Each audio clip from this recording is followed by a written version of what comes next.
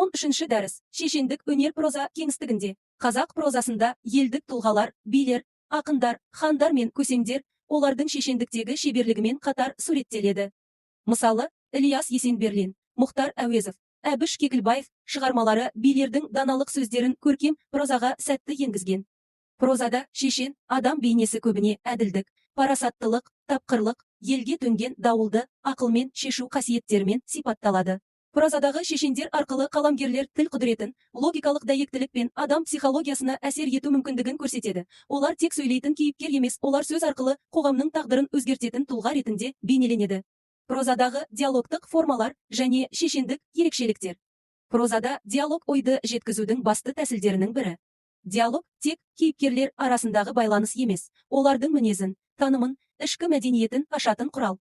Шешендік баяндалған прозаларда диалогтар нақтылықпен, дәлдікпен, көркемдікпен беріледі.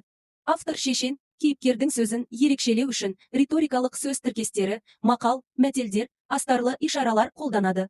Диалог барысында кейіпкерлер біріне дәлелдер келтіріп, сөзбен тартысады.